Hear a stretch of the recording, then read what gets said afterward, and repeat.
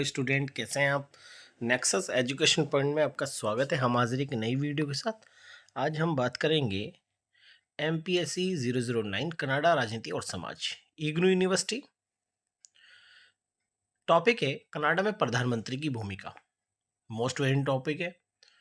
Canada में प्रधानमंत्री की संपूर्ण जानकारी के लिए हमारे इस वीडियो को लास्ट तक देखिए। अगर आपने अभी तक हमारे चैनल को सब्सक्राइब नहीं किया तो हमारे चैनल को सब्सक्राइब करें, बेल आइकन जरूर बजाएं ताकि हमारी आने वाली वीडियो को नोटिफिकेशन आपको आसानी से मिल सके। चलिए शुरू करते हैं। भारत में कनाडा में प्रधानमंत्री की भूमिका। तो बच्चों, संसदीय प्रणाली ग्रेट ब्रिटेन के ऐतिहासिक विकास का परिणाम है। यानी कनाडा के अंदर जो संसदीय शासन प्रणाली को अपनाया गया है वो ग्रेट ब्रिटेन के इतिहास के विकास के परिणाम स्वरूप। संसदीय प्रणाली मंत्रिपरिषद सरकार, उत्तरदायी सरकार तथा प्रधानमंत्री सरकार भी कहलाती है। वास्तव में संसदीय शासन प्रणाली के अंतर्गत वास्तविक शासक जो होता है वो होता है प्रधानमंत्री। इसलिए संसदीय प्रणाली के अंतर्गत जब तक सरकार को बहुमत मिला हुआ है जब तक वो सरकार वैध सरकार कहलाती है। संसदीय प्रणाली के अंतर्गत मंत्रिपरिषद बैठती है, इसलिए इस प्रणाली को मंत्रिपरिषद सरकार या प्रधानमंत्री सरकार भी कहते हैं। संसदीय शासन प्रणाली वास्तविक प्रणाली होती है क्योंकि संसदीय शासन प्रणाली के अंतर्गत राष्ट्रपति यानी राजा या सम्राट अपनी शक्तियों का प्रयोग संसद की सलाह से करता है। संसद में बैठती है बच्चों मंत्रिमंडल यानी मंत्रिपरिषद, और मंत्रिपरिषद का स्वामी जो होता है प्रधानमंत्री। तो डायरेक्टली अगर हम कहें कि जब संसदीय शासन प्रणाली में राष्ट्रपति यानी सम्राट जो होगा अपनी शक्तियों का प्रयोग प्रधानमंत्री की सलाह से करता है।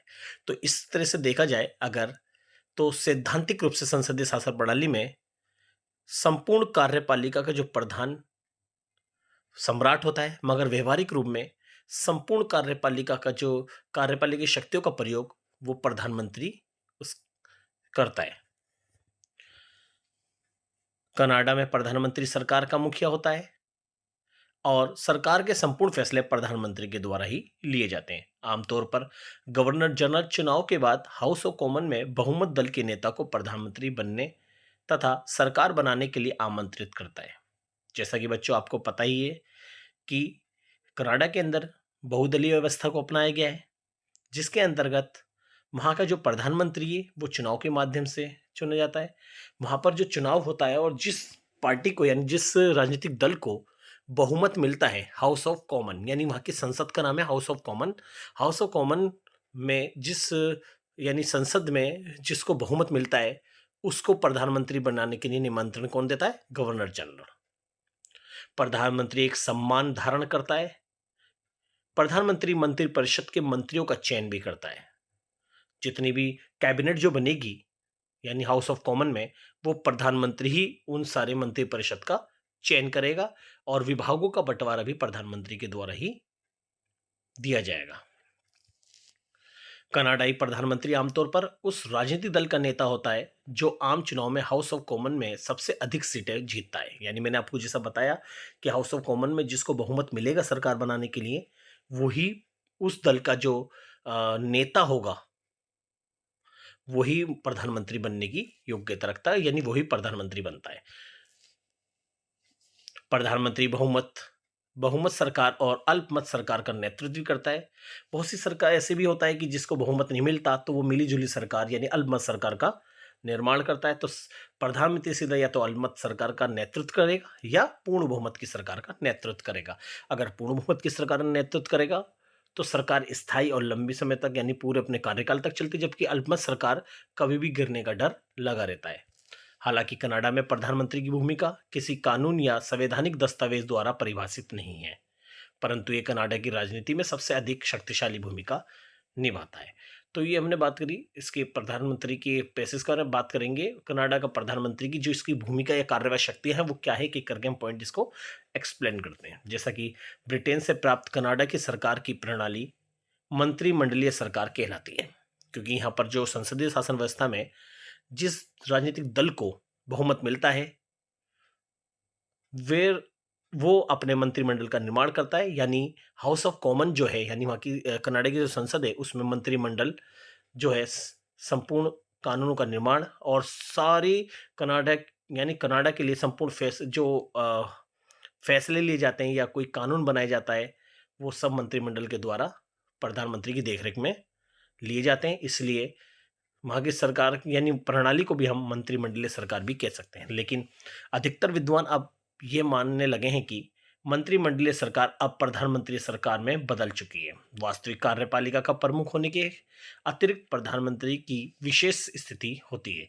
तो यानी संपूर्ण हाउस ऑफ कॉमन में जो संपूर्ण फैसले जो लेगी, यानी मंत्रिमंडल जो लेगी, वो प्रधानमंत्री के आदेशों पर ही रहे, यानी जो भी फैसला होगा मंत्रिमंडल का, वो प्रधानमंत्री का फैसला होगा। इसलिए कनाडा के अंदर प्रधानमंत्री की स्थिति काफी मजबूत होती है। सेकंड पॉइंट है बच्चों, प्रधानमंत्री मंत्रिमंडल का निर्माण भी करता है। यानी मैंने जैसा कि आपको अभी बताया कि जब राजनीतिक दल, जिस राजनीतिक दल को बहुमत मिलेगा, वो अपना मंत्रिमंडल बनाएगा। इसके साथ साथ जो विभागों का बंटवारा होता है, उन विभागों का बंटवारा भी प्रधानमंत्री सूझबूझ से अपने विश्वास मत व्यक्ति को ही देता है। वे कुछ परंपराओं के अनुसार मंत्री और विषयों का चयन करता है, यानी किस मंत्री को कौन सा विषय देना है, यानी कौन सा डिपार्टमेंट या कौन सा विभाग देना है, ये सब चयन प्रधानमंत्री के द्वारा ही किया जाता है।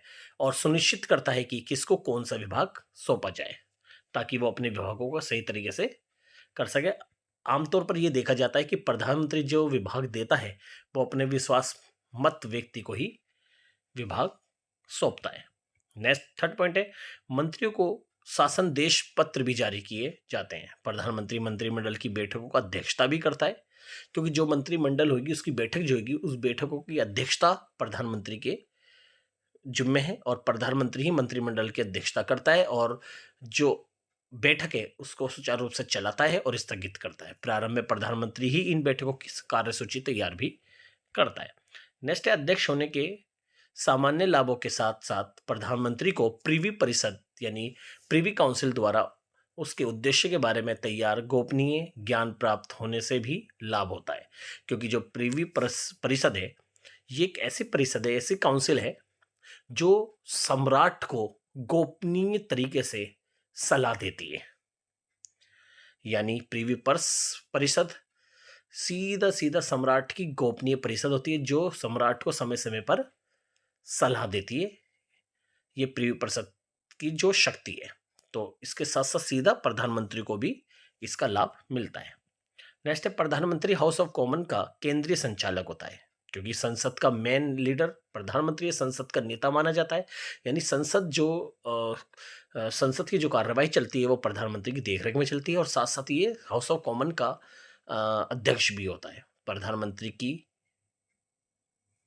कवि का प्रमुख स्रोत है। इसकी नियुक्ति करने का अधिकार प्रधानमंत्री संसदीय अनुमोदनों के पश्चात सरकारी संगठनों पर समुचित नियंत्रण भी रखता है। और जितनी भी सरकारी संगठन है और ये जितने भी एनजीओ है या कोई भी डिपार्टमेंट है, उन सब पे प्रधानमंत्री अपना नियंत्रण भी स्थापित रखता है। नेक्स्ट है, प्रधानमंत्री पीसीओ के सरकारी विभाग के तंत्र की सलाह पर नए विभाग बना सकता है। अगर वो चाहे, प्रधानमंत्री कनाडा का पीसीओ के जो सरकारी विभाग है, अगर उसे कोई नया विभाग बनाना है तो वो बना सकता है, उनके कार्य निर्धारित भी कर सकता है। नेक्स्ट है, प्रधानमंत्री आगामी चुनाव के संबंध में गवर्नर जनरल को व्यक्तिगत सलाह प्रदान कर सकता है। यानी आगे चुनाव कराना है या चुनाव के लिए जो कोई सलाह देना चाहे प्रधानमंत्री, वो गवर्नर जनरल को आसानी से दे सकता है। मगर वास्तव में हमारे जो वर्तमान में जो है गवर्नर जनरल जो है, यहाँ के जो कनाडा के जो गवर्नर जनरल है, वो 30वें हैं। यानी इससे पहले 29 बन चुके, 30वें हैं। और वर्तमान गवर्नर जनरल का नाम जो है मेरी साइमन है, जो कि 26 जुलाई 2021 को बने थे। अंतर्राष्ट्रीय स्तर पर प्रधानमंत्री विदेश मंत्री के निर्णय को भी बदल सकता है। अगर कोई विदेश मंत्री ने कोई निर्णय लिया है तो उसके निर्णय को बदलना भी प्रधानमंत्री का काम है। प्रधानमंत्री सरकार का मुख्य जनसंपर्क अधिकारी भी होता है और प्रधानमंत्री सीधा डायरेक्टली जनता से संवाद भी करता है और वो सीधा प्रधानमंत्री जनता के संपर्क करता के रूप में होता है। यानी वो सीधा सीधा कह सकते हैं कि इसका जनसंपर्क होता है और वो जनता से सीधा संपर्क बनाए रखता है। तो इस तरह से जो हमने बात करी कनाडा के प्रधानमंत्री की, इसके कुछ पॉइंट्स है। इसके अलावा कनाडा के विकास के कार्य करना, विदेशों से संबंधों का संचालन करना या कनाडा के लिए कोई भी नीतियों का निर्माण करना, ये सब प्रधानमंत्री का काम होता है।